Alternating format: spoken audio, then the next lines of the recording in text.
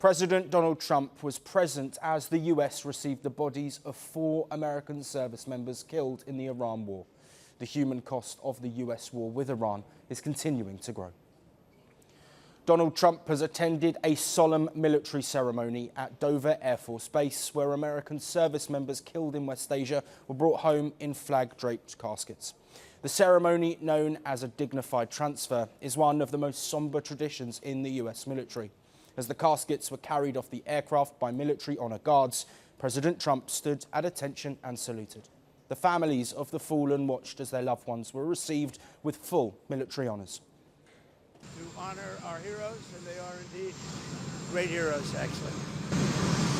They said, and all of them said very strongly, we cannot let Iran have a nuclear weapon. They won't have a nuclear weapon. So we're going to honor them. And one of the hardest things to do, for me, it's one of the hardest things to do as a president, but has to be done. The president also gave a message to the families of the fallen soldiers. All I'm going to say is we love you, we love your child, and that's what they are to them. They're their children. There's no games, no nothing. That's their child. And all you can do is throw out your heart. The 4 service members lost their lives in 2 separate incidents linked to this conflict. 3 of them were killed after an Iranian missile struck a US base in Jordan, hitting their sleeping quarters.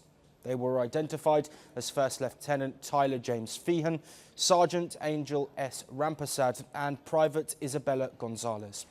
All 3 were serving with the US Army's air defense units. The 4th service member, Sergeant Michael Emmanuel Swinton, died in Iraq during a controlled detonation of a downed attack drone.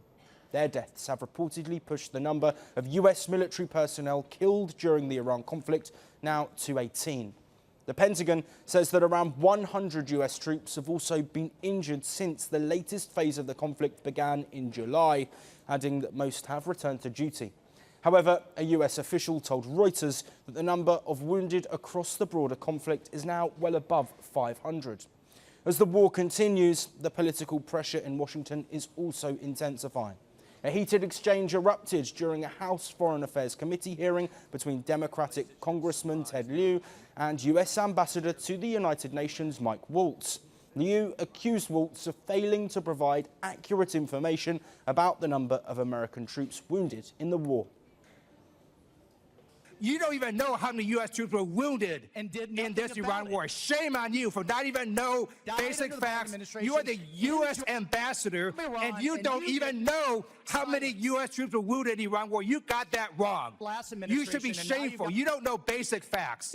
You should resign. You don't even care about the number of U.S. troops that were wounded. While the exchange quickly grew tense, Republican lawmakers defended Waltz, saying the criticism had become too personal, while urging that the debate remain civil.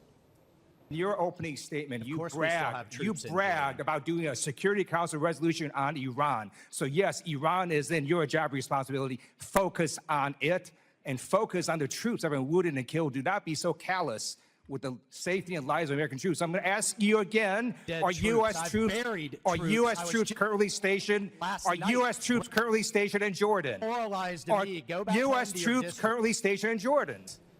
Well, the ongoing conflict has also carried a heavy financial cost.